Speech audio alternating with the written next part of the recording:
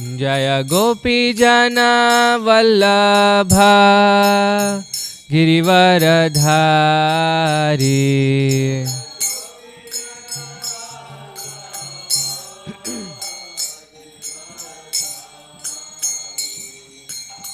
Yashoda Nandana Braja Jana Ranjana.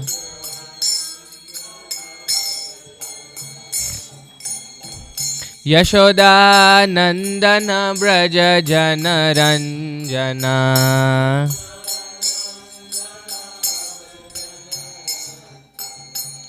Yashoda Nandana Braja Jana Ranjana.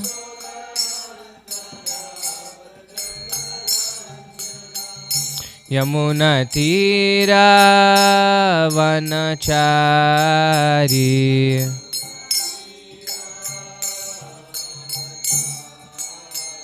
Yamuna Tira Vanachari.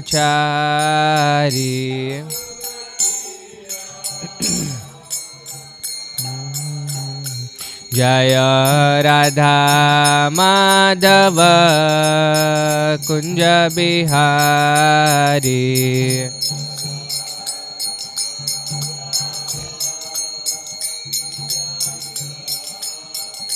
Jaya Radha Madhava Kunja Bihari.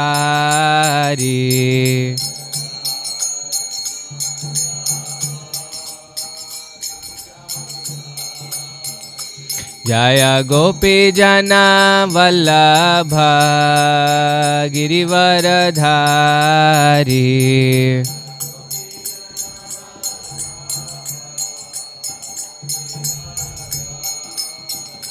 Jaya Gopi Jana Vallabha Girivaradhari.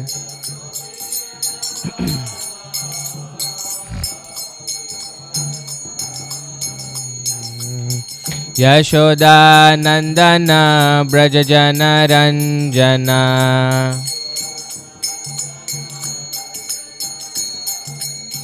Yashoda Nandana Braja Jana Ranjana.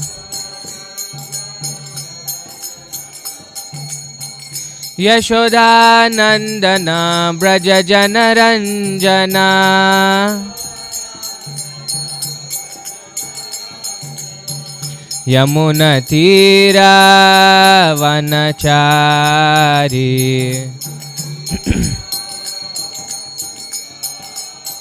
Yamuna Tira Vanachari.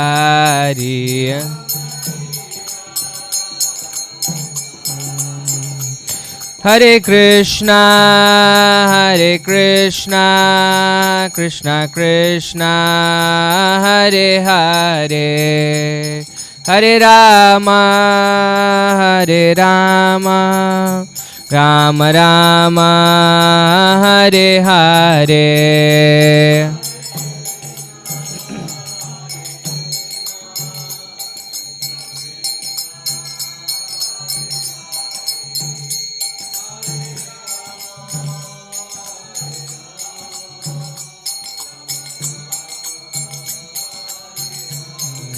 Hare Krishna, Hare Krishna, Krishna Krishna, Hare Hare, Hare Rama, Hare Rama, Rama Rama, Hare Hare.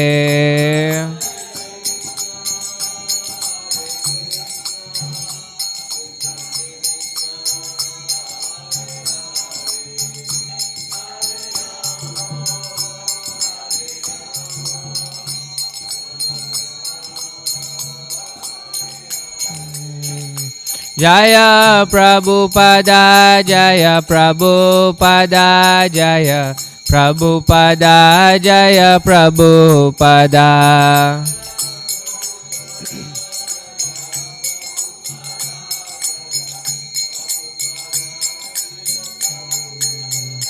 Jaya Jaya Prabhupada, Prabhupada, Prabhupada Jaya Jaya Prabhupada.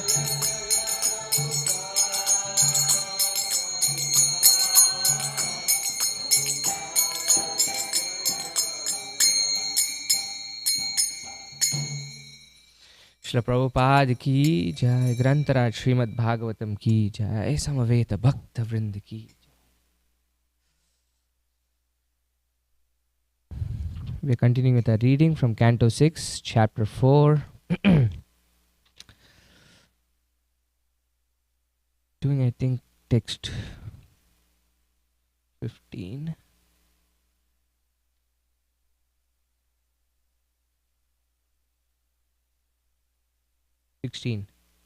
Yeah, we have to do from text 16 through 34, and our focus was for today's text 31. So please repeat. Om Namo Bhagavate Vasudevaya. Om Namo Bhagavate Vasudevaya. Om Namo Bhagavate Vasudevaya. Into the prayers together. Narayanam Namaskritya Naram Chaiva Narottamam Devim Saraswatim Vyasam Tato Jayamudirayet. Before reciting this Srimad Bhagavatam,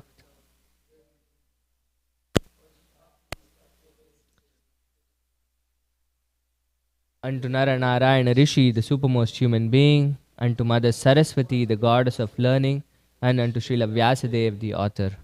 Nashta prayeshu bhadreshu nityam bhagavata sevaya bhagavati uttama shloke bhaktir bhavati naishtiki.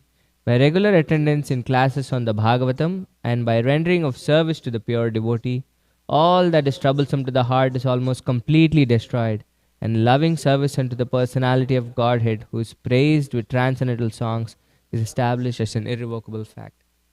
Om Ajnanatimirandasya Jnananjanashalakaya Chakshurun Militam Yena Tasmai Shri Gurave Namaha.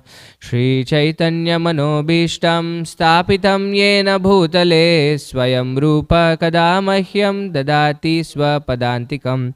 Vandeham Shri Guru Shri Utapadakamalam Shri Gurun Vaishnavamsha Shri Rupam Sagrajatam Sahagana Raghunathanvitam Tam Sajivam Sadvaitam Savadutam Parijana Sahitam Krishna Chaitanya Devam Shri Radha Krishna Padan Sahagana Lalita Shri Vishakhanvitamsha. He Krishna Karuna Sindhu Deenabandho Jagatpate Gopesha Gopika Kanta Radha Kanta Namostute Tapta Kanchana Gaurangi Radhe Vrindavaneshwari Vrishabhanu Sute Devi Pranamami Hari Priye Vancha Kalpatarubhyascha Kripa Sindhubhya eva cha Patitanam Pavanebhyo Vaishnavebhyo Namo Namaha. Jaya Shri Krishna Chaitanya Prabhu Nityananda Shri Advaita Gadadara Shri Vasadi Gaura Bhakta Vrinda. Hare Krishna Krishna Krishna Hare Hare Hare Rama Rama Rama Hare Hare. Namam Vishnupadaya Krishna Preshtaya Bhutale Srimate Bhakti Vedanta Swaminiti Namine. Namaste Saraswate Deve Gauravani Pracharine Nirvisesha Shunyamadi Paschatya Deshatarine.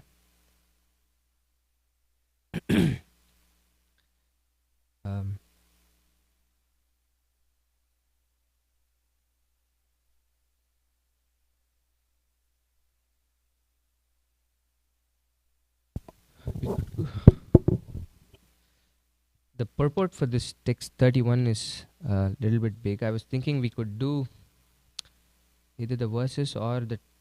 Have you read the chapter summary?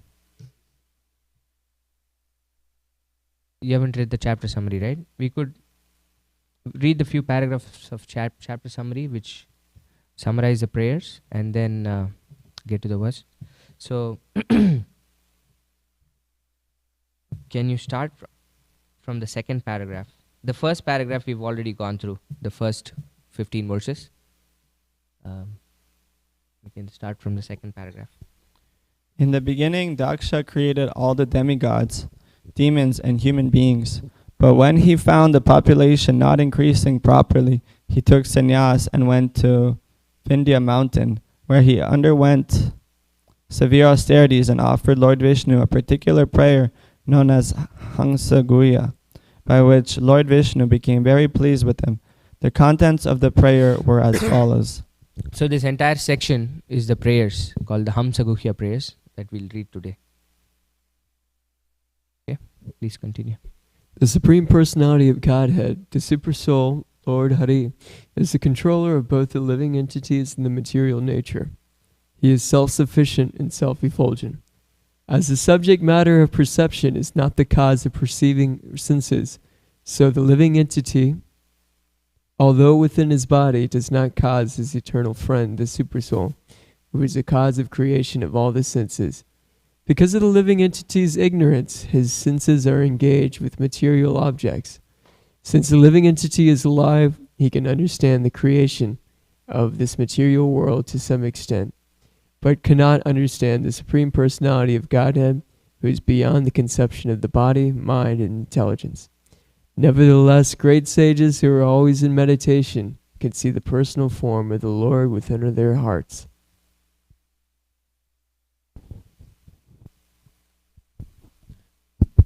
Since an ordinary living being is materially contaminated, his words and intelligence are also material. Therefore, he cannot ascertain the Supreme Personality of Godhead by manipulating his material senses. The conception of God derived through material senses is inaccurate, because the Supreme Lord is beyond the material senses. But when one engages his senses in devotional service, the eternal Supreme Personality of Godhead is revealed on the platform of the soul. When that Supreme Godhead becomes the aim of one's life, one is said to have attained spiritual knowledge.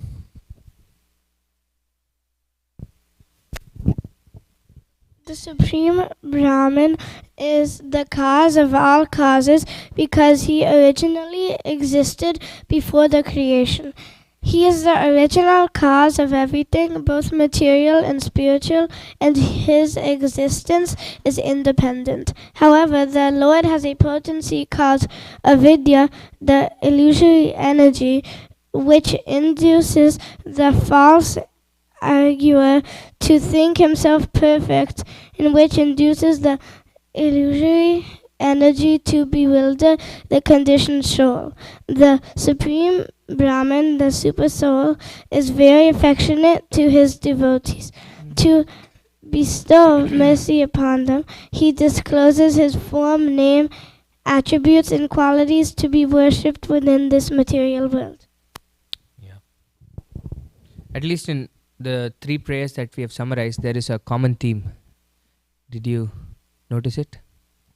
What the common theme of Daksha's prayers were? In all three prayers that we just read. One is, we have imperfect senses, in the sense that the Supreme Lord is completely above anything that we can grasp with our senses. And therefore it's very, very hard for us to know him. And then he gives the other side of it, right? Then how can we know him? Is the other part of all the prayers that we have read is through devotional service. So this is a common theme throughout the prayers that Daksha has been praying. Please continue. Unfortunately, however, those who are materially absorbed worship various demigods. As the air passes over a lotus flower and carries the scent of the flower with it, or as the air sometimes carries dust and therefore assumes colors, the Supreme Personality of Godhead appears as the various demigods according to the desires of his various foolish worshippers. But actually he is the Supreme Truth, Lord Vishnu. To fulfill the desires of his devotees, he appears in various incarnations, and therefore there is no need to worship the demigods. So we'll stop here with the chapter summary. The next paragraph concerns with the next section. So we'll go to text 31.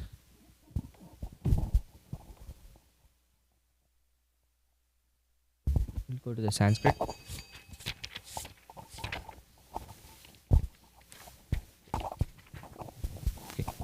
Yachaktayo vadatam vadinam vai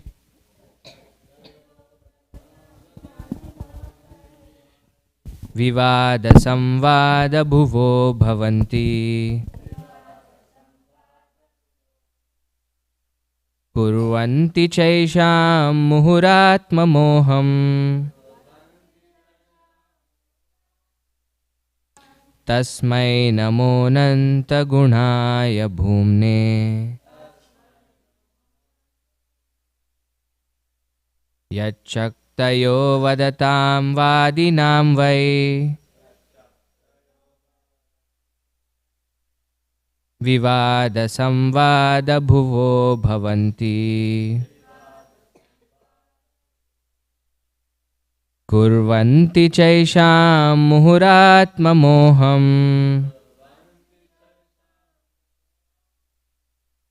tasmai namo nanta gunaya bhumne. Please chant.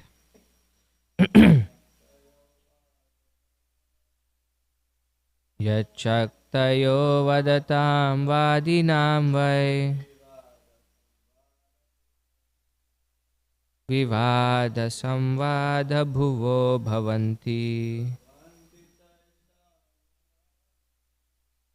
kurvanti chaisham muhuratma moham tasmai namo nanta gunaya bhumne. Yachaktayo vadatam vadinam vai vivada samvada bhuvo bhavanti kurvanti chaisham muhuratma moham tasmai namo nanta gunaya bhumne. Translation and purport by His Divine Grace A.C. Bhaktivedanta Swami Srila Prabhupada ki jai. Yat Shaktaya, whose multifarious potencies, Vadatam, speaking different philosophies, Vadinam, of the speakers, Vai, indeed, Vivadha, of argument, Samvada, an agreement, Bhuva, the causes, Bhavanti, are, Kurvanti, create, Cha, and, Esham, of them, the theorists, Muhu, continuously, Atmamoham, bewilderment regarding the existence of the soul, Tasmai, unto him, Nama, my respectful obeisances, Ananta, unlimited, Gunaya, possessing transcendental attributes, Bhumne, the all-pervading Godhead. Translation. Let me offer my respectful obeisances unto the all-pervading Supreme Personality of Godhead, who possesses unlimited transcendental qualities, acting from within the cores of the hearts of all philosophers who propagate various views. He causes them to forget their own souls while sometimes agreeing and sometimes disagreeing among themselves. Thus, he creates within this material world a situation in which they are unable to come to a conclusion. I offer my obeisances unto him. So this is Prajapati Daksha who's praying, right? And we've seen Prajapati Daksha before. Where? In the 4th canto, right? So he got a goat head after getting into problematic situations with Lord Shiva, and then he had to give up his body. And then he was born again with Prajapati, as Prajapati Daksha again, after I think 6 Manus. So the first appearance of Daksha Prajapati happened when Swayambhuva Manu was ruling over the universe. But then because of the offense he had created to Lord Shiva, he had to go through severe penances and austerities. And then this is Chakshusha Manu, the sixth Manu. And then he is born as the daughter of the, he is born as the son of the daughter of the trees, right? Ramlochana, the Apsara, and the Prachetas. And the Prachetas we have seen also before, right? This is again in the 4th canto. They are the sons of Prachina Barhi. They have gone under the ocean, under the sea, and they are performing severe penances and austerities. And they are again Prajapatis. Prachina Barhi had actually sent his son so that they can become very qualified, so that they can completely populate the earth. But then because they were performing severe austerities, the trees had actually overgrown the earth and they were angry, and all that we studied in the first 15 verses. Now Daksha is there to continue that service of creating new bodies for people on this earth. And when he's trying to do it, he doesn't feel that he's able to do much. He's trying, but unfortunately he's not able to serve to the best of his capacity. Therefore he goes to these Vindhya mountains and then performs incredible penances. And then these are the prayers. The Hamsa Guhya prayers are said to be from the Vedas. They are really old. They are not the prayers of Daksha himself, but he's picking the prayers that are available in the Vedas and praying to Krishna so that he can perform his service nicely. So in this verse, at least, he's throughout the, like we said, throughout the prayers, there is this constant theme of how it is really difficult to understand Krishna. Really, really difficult to understand Krishna. And here, Prabhupada gives us why it is so. Especially in the verse, he's saying how Krishna himself is acting through different philosophers to give different conclusions. So whereby it's very difficult to figure out what is the right thing to do or what is the actual truth. So we'll see what Prabhupada says in the purport. Since time immemorial, or since the creation of the cosmic manifestation, the conditioned souls have formed various parties of philosophical speculation. But this is not true of the devotees.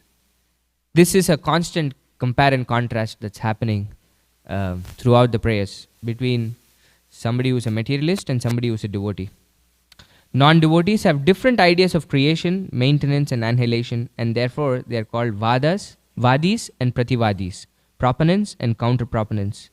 It is understood from the statement of Mahabharata that there are many munis or speculators. Tarko pratishta shrutiyo vibhinna nashav rishir yasya matamna bhinnam. All the speculators must disagree with other speculators. Let me read that again. All speculators must disagree with other speculators. Otherwise, why should there be so many opposing parties concerned with ascertaining the supreme cause? Philosophy means finding the ultimate cause. As Vedanta Sutra very reasonably says, Atato Brahma Jignasa. Human life is meant for understanding the ultimate cause. Devotees accept that the ultimate cause is Krishna because this conclusion is supported by all Vedic literature and also by Krishna himself, who says, Aham sarvasya prabhavaha. I am the source of everything. Devotees have no problem understanding the ultimate cause of everything, but non-devotees must face many opposing elements because everyone who wants to be a prominent philosopher invents his own way. In India, there are many parties of philosophers such as Dvaitavadis, Advaitavadis, Vaisheshikas, Mimamsakas, Mayavadis, Swabhavavadis, and each of them oppose the others. Similarly, in the Western countries, there are also many philosophers with different views of creation, life, maintenance, and annihilation. Thus, it is undoubtedly a fact that there are countless philosophers throughout the world, each of them contradicting the others. So this is the premise in which the verse is being spoken. And Prabhupada says this is very natural because the Vedanta Sutra is asking us to do this, right? Atato Brahma Jignasa. So now please inquire about the absolute truth. But the ways in which we try to go about this inquiry is what causes the problems, right? And therefore we have so many systems of philosophers. Actually, these philosophers are pretty advanced in the sense that they really want to know what is this reality, right? They're not like ordinary materialists who are trying to just enjoy life. This is what I want. I'll do anything that I want to get what I need to become happy. But philosophers are a little bit more advanced in the sense that they see that there is something more to this world. So therefore, they are into this inquiry of who am I, why am I here, why is everything there for? And Prabhupada is giving this wonderful verse from Mahabharata, right? Tarko pratishta shrutayo vibhinna. That all speculators must disagree with other speculators. This is the mark of a rishi, the Mahabharata says. Nashav rishir yasya matam nabinam. You are not called a rishi if you don't disagree with another rishi. You're not called a philosopher if you don't disagree with another philosopher. And Prabhupada is listing all these various systems of philosophy from the Vedic standpoint at least. In the sense of Dvaitavadis, Advaitavadis, Vaisheshikas, Mimamsakas, Mayavadis. And these disagreements don't happen just in the context of philosophies in the Vedic system, but also in the world that we live in, right? Do we have disagreements and agreements in the world that we live in? In almost every sphere of life, there is agreements and disagreements, right? It doesn't have to be just on the philosophy of the reality of nature and the absolute truth, but practically in every single sphere of life, we have agreements and disagreements that are constantly happening. And one is trying to somehow supersede the other. So I did my master's with I had to do my thesis when I was doing my master's. So one of the first things that I had to do when I was starting my studies is we have this pressure to publish papers in the scientific community, especially now in the world that we live in, especially if you're in, I think probably all fields, even humanities, you have to keep publishing things. You write proposals, get grants, and then you're trying to publish scientific findings. But practically how those scientific findings are done is you don't really take a problem statement and then try to figure out the solutions for such a problem statement. How I started off my thesis was that every single week my professor would give me 5 papers that I had to go through and critique. To go through and say what is problematic with this paper. These are really scientifically researched papers that are published in really, famous journals or conferences by really incredible engineers and scientists. But as an entrant into this field of engineering, my duty was to first not figure out what was good about it, but what was bad that I could critique from the paper, so that I could get a problem out of it, right? This was the idea, that I was not trying to figure out a problem that existed in the general sense, but I was trying to go through other people's work and then trying to critique it and figure out problems that I could actually work on. And then of course, once I published my paper, there were people who were critiquing it also. So this is the nature of this world, is that we are constantly trying to one up the other person, agreeing and disagreeing, agreeing and disagreeing. And it is actually very rare in this world, especially when it comes to the absolute truth, to agree that there is a supreme person. The Vedanta philosophy is actually a very unique philosophy. Because we are so used to listening to the Vedanta philosophy, we very easily think that there is a supreme person who is the cause of everything. But if you look at all the systems of philosophy in the East or in the West, to come to a conclusion that there is actually a supreme person is very rare. And think about all the systems of philosophy that Prabhupada is quoting here at least. The Advaitavad actually doesn't really recognize Supreme Lord as a person. It's just one absolute truth, which is at least closer to one reality at least. But the Vaisheshikas, do you know what the philosophy of Vaisheshika is? Anybody? So all these systems of philosophy are trying to do Atato Brahma Jignasa, right? That's what the endeavor of all these systems of philosophy is. To know the absolute truth, to know this one reality that is different from this constantly changing reality. That's what everybody is trying to do. The system of Vaisheshika philosophy says that everything that exists comes from a finite number of atoms. This is the smallest reducible unit of the entire universe, And those atoms combine together somehow to form reality in this world. So it absolutely doesn't recognize the presence of a supreme person there. And Mimamsakas, we have heard this philosophy. Where? Do you remember? Mimamsa philosophy? Yeah, where have we heard it? Yeah, during the Govardhan Leela. Right, this is the philosophy that Krishna is trying to propagate, at least to convince Nanda Maharaj to say, why are we actually trying to worship Indra? This entire philosophy of Mimamsa is that karma is everything. You do your duty and you're going to get the results of your duty. And there is no need to actually recognize somebody who is superior to us. If you do your duty properly, you will get the results of your action. And for them, karma is practically unending. We are constantly in the cycle of performing good work, performing rituals according to the Vedas, and which is the philosophy that Krishna is trying to convince Nanda Maharaj with, at least, is that why do we have to offer worship to Indra? Is that he's not doing any special favors to us. Although we are performing puja to Indra, he pours rain even in the ocean. The ocean is not really praying to Indra or offering worship to Indra, but he still, when it rains, it pours in the ocean, it pours in the mountains, it pours everywhere. So what is the purpose of specifically worshipping Indra?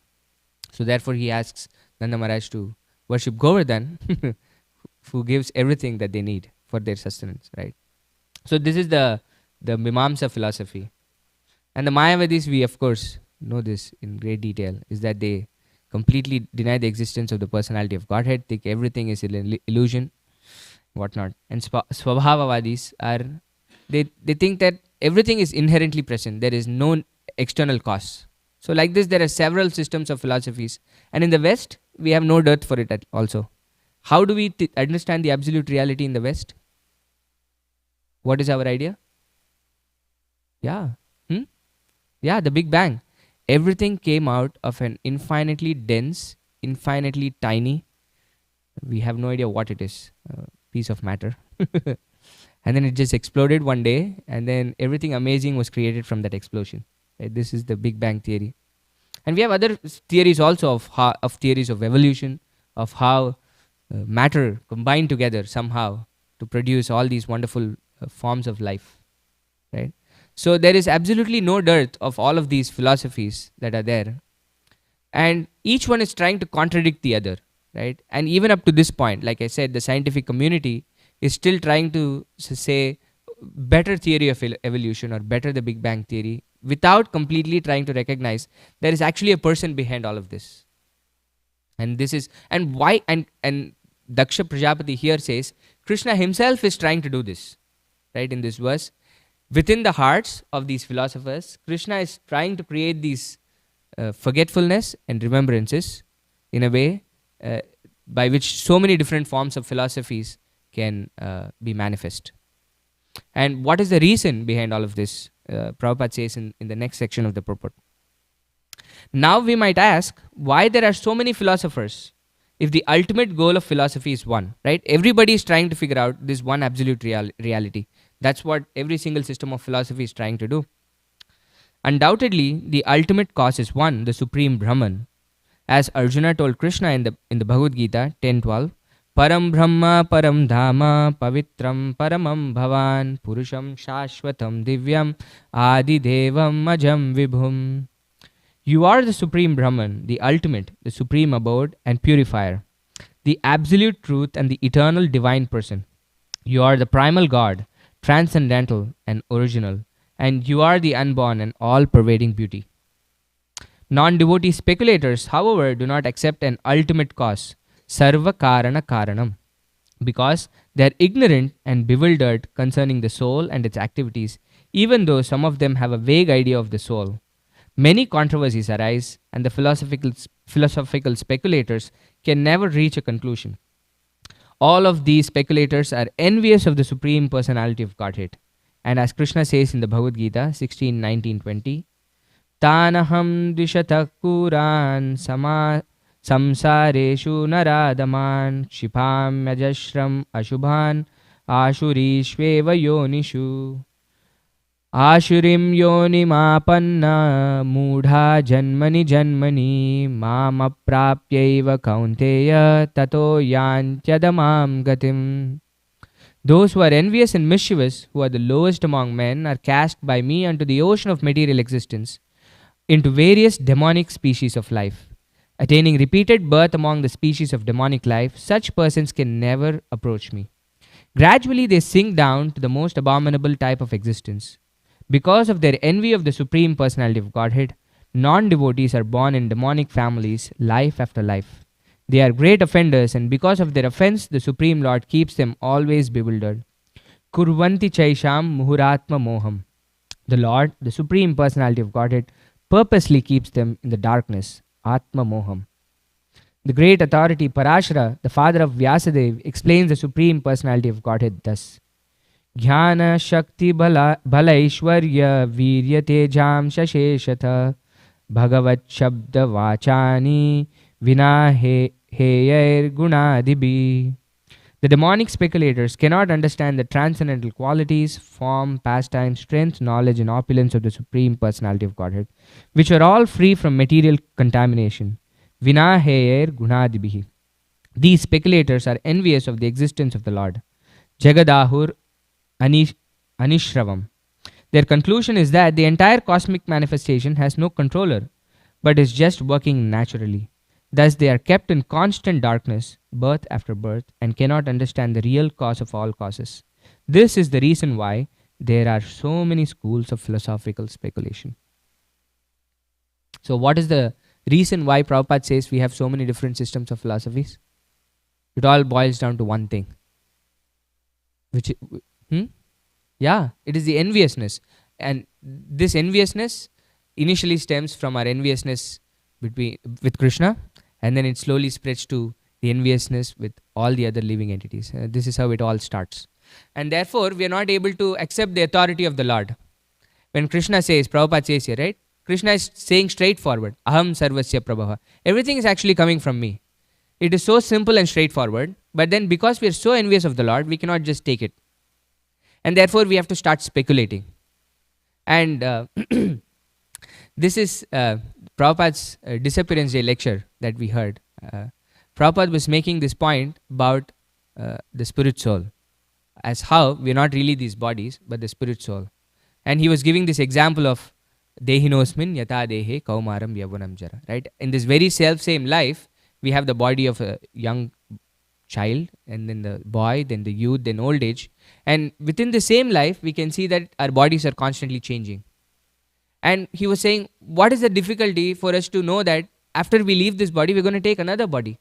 This is such a very straightforward, simple truth. This was, Prabhupada, when I was listening, was saying this so many times that for him it was really bewildering to see that why can't people understand this simple truth?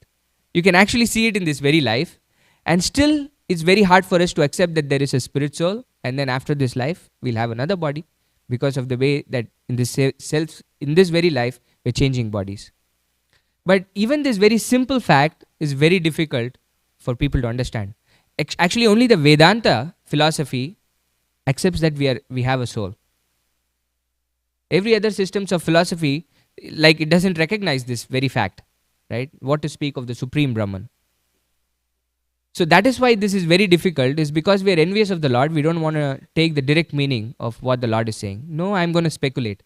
The word speculators, Prabhupada has used it like, I think, 6 times or something in this purport. So this is why we are speculating, that we are envious of the Lord.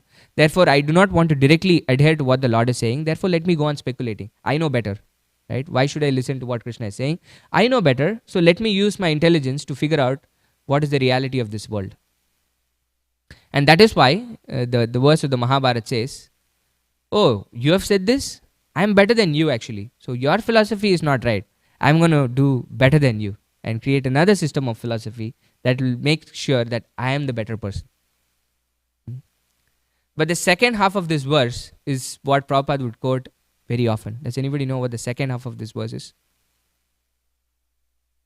The Mahabharata verse that we are Tarko Pratishta Shrutayo Vibhinna. Right? Through tarka, through arguments, it's very difficult to understand the Vedic literature, Shrutriyo Vibhinna, right? And because of these arguments, each philosopher is trying to one up the other and say my philosophy is better than the other. And the second half of this verse is the most famous thing Prabhupada will always quote. Dharmasya tattvam nihitam guhaya mahajanoyena gatassapanta. So what is the right way for us to understand if it is so difficult for us to understand these realities by our own? Because we know this, right? From all systems of knowledge are not equal. When we are trying to figure out or know things in this world, what is the first thing that we use to know things in this world? Our senses, right? We try to figure out this world using our senses, and we all know these senses are imperfect, and because our senses are imperfect, the things that we know are imperfect. And from the imperfect knowledge that we have, we are trying to speculate on what could be. So how can that speculation actually be right? This is the problem with speculation, right? Because we are trying to know things with our imperfect senses, our speculation is also imperfect or incomplete. So therefore, dharmasya tattvam nihitam guhaya. The truth that is, the religious principles, the truth of religious principles are very difficult to understand. Nihitam guhaya. And therefore, the actual way to know that is mahajanoyena gatassapanta. To follow in the footsteps of the Mahajans. If we don't follow in the footsteps of the Mahajans, we'll be constantly in this cycle. And Krishna is facilitating this, right? Ye tamam prapadyante tam sataiva bhajamyam. This is how we want to relate with Krishna. We want to relate with Krishna from a position of envy. Therefore, Krishna will say, okay, I'll facilitate this for you. You try to form so many different philosophies in this world, and therefore you constantly be in this cycle, which is actually scary what Krishna is trying to facilitate, right? He says we put such envious people in the darkest of regions in this material world. It's actually very, very difficult for us to get out of this position. Jai Shri Radha Kalachandji ki jai. Yeah. Because of this envious nature that we have with the Lord, this is what starts everything. And over time, this is not really about the Lord because we forget the Lord. Although the underlying principle is just that, this starts reflecting on everybody else around us. You know, I want to be better than this person. Why should I listen to what this person is saying? All these envious nature starts reflecting on the society and the community that we live in. And even among the society of devotees, this happens, unfortunately. Right? That even among the society of devotees, we have agreements and disagreements. Agreements and disagreements. And most of the time, it is not because we are trying to figure out, oh, for the service of Krishna, what is better? These agreements and disagreements, most of the times don't happen because of that. This happens because what I'm saying is proper. You listen to what I'm saying. Oh no, what I am saying is proper. You listen to what I'm saying. It somehow percolates even within among the society of devotees. So we have to be very careful with this tendency of envy, because it can never be dovetailed. Everything else can be dovetailed somehow or the other in the service of Krishna. But if we are envious, then it's very hard to dovetail it. So therefore, we have to follow in the footsteps of Mahajanas. What that does is that the first thing is, we are trying to accept the authority of somebody else. And somebody else who actually looks like us. Right? It's actually very easy for us to go and bow in front of Krishna. But try to go and bow in front of somebody who looks exactly like you, at least externally does exactly like what you do. It's a very, very hard thing for us to do. Right? So this is why it is very important for us to accept a spiritual master. Because without the surrender to the spiritual master, who externally at least looks like us, does things like us, but we have to recognize the fact that somebody is more advanced than us in this world. Then our pride can come down. Then we can actually try to do something in this world. This is what Rupa Goswami says in the Bhakti Rasamrita Sindhu, right? We are all trying to grab Krishna with our senses, all these systems of philosophies. With my own senses, I'll somehow try to figure out Krishna. This is, Rupa Goswami says, it's impossible to do that with our senses. Atas Shri Krishna Namadi na bhaved grahyam indriyai. With our senses, we cannot grasp Krishna. Not what to speak of Krishna. Atas Sri Krishna Nama Adi. Name, form, qualities, pastimes. Impossible. This is why the Bhagavad Gita is there for everybody. The Srimad Bhagavatam is there for everybody, right? Krishna in fact says, this is the wonderful nature of the secret that Krishna gives us, right? Krishna says this is Raja Vidya, Rajaguhyam. But the verses are there for everybody to see. The Sanskrit dictionary is there for everybody to see, right? But why do still 90%, 95% of the people in this world misunderstand what Krishna is trying to say? The problem is we are envious of Krishna. Therefore, we don't want to say that Krishna is superior to us. And therefore, I'll say this is not really Krishna is not the supreme, but the person within Krishna, or is the Brahman within Krishna. We try to say so many different ways in which we twist what Krishna is trying to say. But Krishna says there is only one way in which you can actually know the secret. This is the wonderful nature of cryptography. Right now, the cyber security and so many things, people try to break into stuff and we try to protect so many things. But Krishna's way of protecting it is very simple and straightforward. He gives everything to us and still we cannot figure out what Krishna is saying unless we have this one quality, actually two qualities. Krishna says to Arjuna, why he's saying what he's saying to Arjuna. Does anybody remember what these two qualities are? Bhaktausi me saka cheti, Krishna says. Arjuna, you are my devotee and you are my friend. And he says more things about this also. Maya Shakta Manapartha. Oh Arjuna, you are so attached to me. Maya Ashakta. Therefore, I am going to tell you something, after knowing which you will know everything that you need to know. And Krishna is ready to give this to us. It's not that Krishna is trying to hide everything and not trying to give things to us. This is not Krishna's nature. He in fact is so ready to be so subservient to us. Right? Just how this entire month demonstrates. But the only thing he expects is that we come from a position of good faith. This is all Krishna is looking for. Don't try to undermine, like in any relationship, right? We can't get into a relationship in an envious nature. So nobody is going to reveal anything to us. But if it is starting on a good faith, then we can understand everything. And for us as devotees, what is this position of good faith in which we start this relationship? Is the second part that Rupa Goswami says in this verse, right? Atas Shri Krishna Namadi na bhaved grahyam indriye. So how do we understand Krishna? Sevon mukehi jihvado swayameva spuratyada.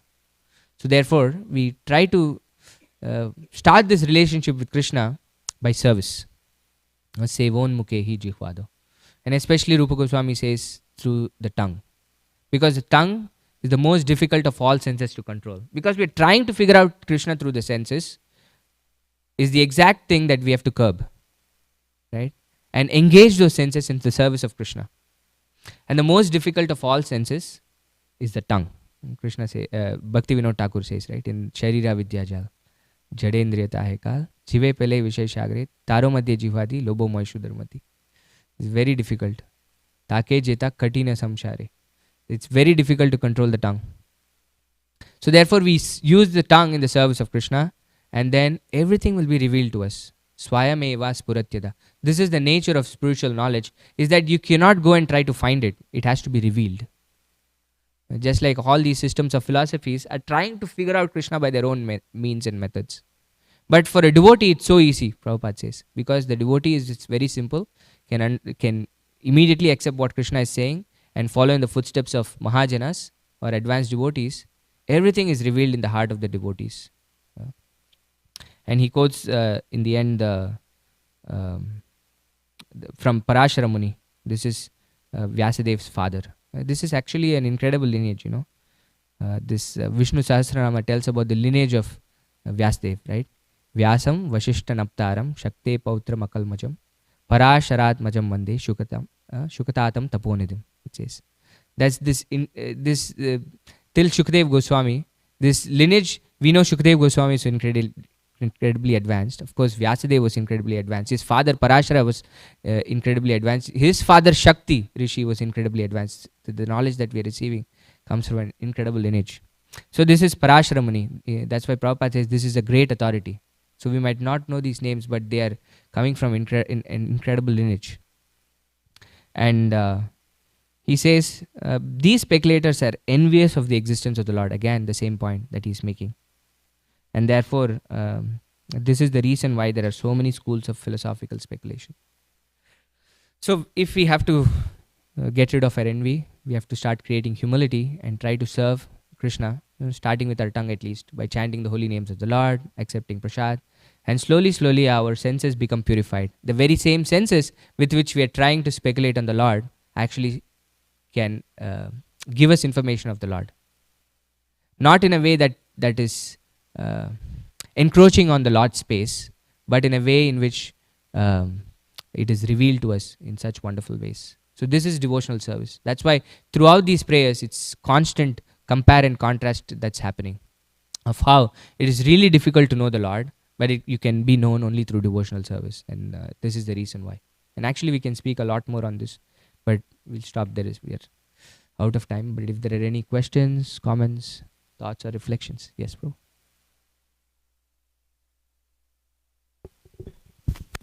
I was reminded in your lecture about the various types of philosophies. And in my growing up, in my big family, there were two philosophies. One is, who cares about God? And the other philosophy was, you idiot, why would you believe in God? We rejected this long ago, where some kind of caveman. So then the predominant philosophy was the purpose of existence is to stuff your senses with as much sense gratification as possible. Yeah. Sort of a conehead philosophy of consume mass quantities. Yeah. Is there a name for this philosophy? Materialism. This is what it is, right? Thank you. This is what the pinnacle of materialistic philosophy is, that we have created incredible sense gratification that is so fine. This is what we're all striving for. And it stems from the fact, from what Krishna is saying. For us to be peaceful, we have to get rid of this, Krishna says in the Gita, to finally recognize that Bhoktaram Yajna Tapasam is actually Krishna. We're not the enjoyers, but this enjoyment mentality is there in us because we're envious of Krishna. We don't want to enjoy with Krishna, or we don't want Krishna to enjoy, but I want to enjoy separately from Krishna. This is where everything stems from. But Krishna says you have to actually cultivate the opposite mentality of thinking that I am the actual enjoyer of all the austerities and penances, Yajna and Tapas. Is there a name for this in Sanskrit? It's materialism, right? Yeah. And is there prakriti, perhaps? Or? Asurik is demonic. Bhoga Vancha. This is Bengali. Yeah, desire to enjoy. Yeah. Thank you, bro. That's very true. Yes, Mr. Bhagwan, bro. Can you pass the mic, please?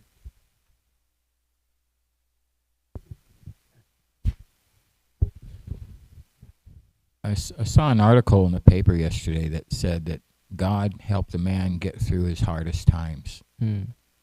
And we also hear people say, oh my God, quite a bit. I think there's even a OMG, and everybody's supposed to know what that means. That means, oh my God. So people bring up the word God actually all the time, quite often.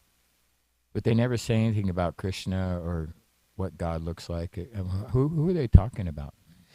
Yeah, this is the fundamental nature of the material universe, is that it is impersonal in nature.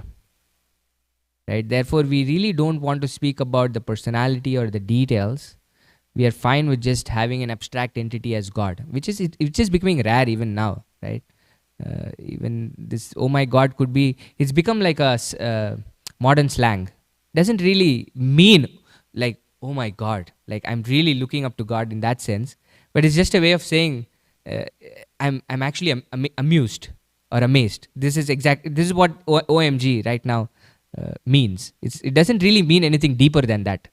Although the word God is there, the meaning of God is completely devoid in how it is being used. Yes. Yeah, I'm surprised. Exactly. It just gives you a sense of shock. There is nothing deeper than that in OMG in the times that we live in, at least. But this is what Prabhupada says, right? This Nirvishesha and Shunyavad is the nature of this world. Just not the Western world, just the material world itself. And this is what happens even with the first living entity, Brahma, is that he wants to try to figure things out on his own. Right? He goes through the stem for thousands of years and then figures out this is not really worth it. Jai Shri Radha Kalachandji ki jai.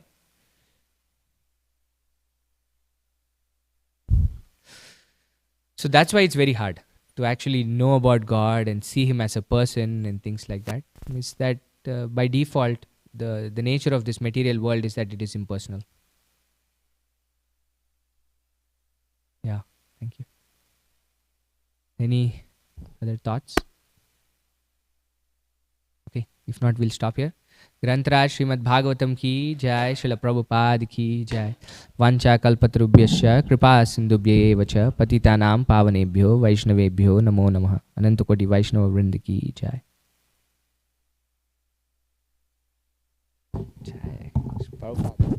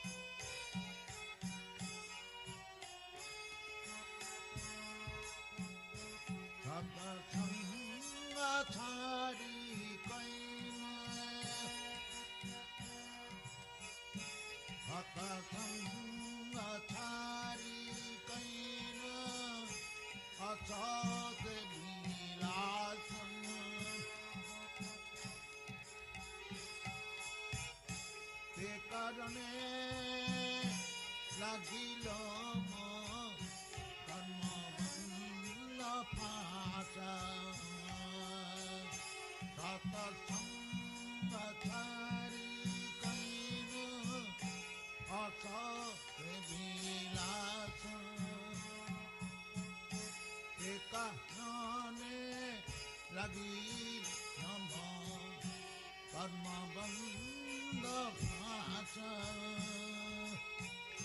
तत सङ्ग छाडिकैन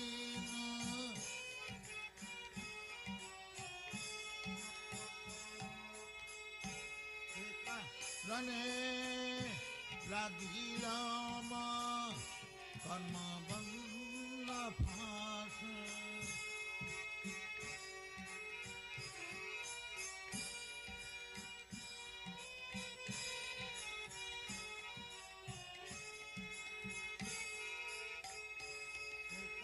रने लागिल म कर्मबन्ध फाँच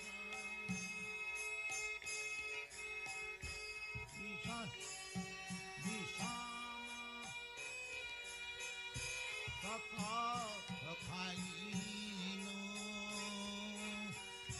विषम विषय बिच सतत खाइन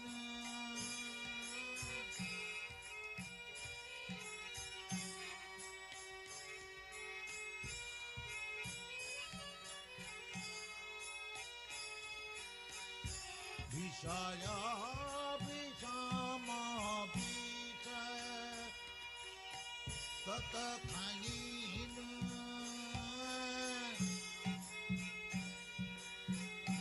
तनरासे मगन होइन विषम विषय बिच सतत खाइन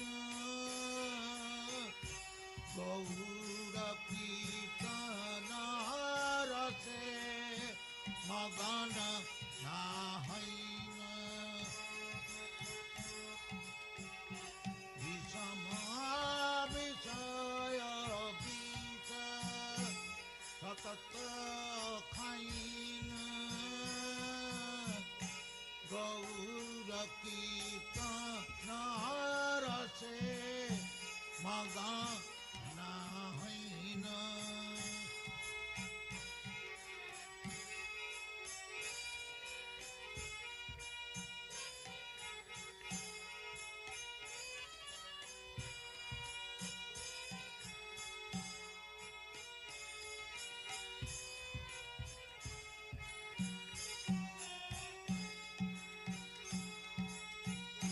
विषम विषय बिच सतत खाइन गौर कीर्तन रसे मगन होइन गोरा न भोजियन मैन हामी गोरा न भोजियन प्रेम रतन धन खेलाए हराइन रतन धन खेलाए हराइन घोड़ा न भोजी मैन घोड़ा न भोजी मैन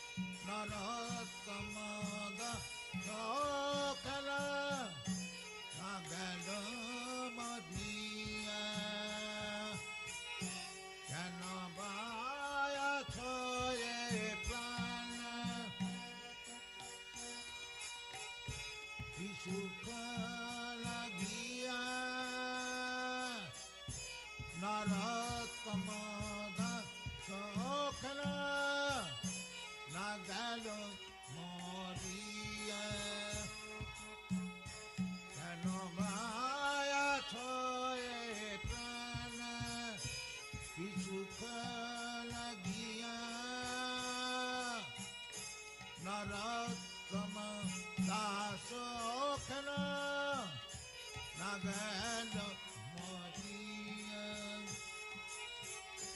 गोरा पह ना भोदिय मैन गोरा पह ना भोदिय मैन मरतन धन भेलाए हाराइन प्रेम रतन धन भेलाए हराइन गोरा पह ना भजिया मैन गोरा पह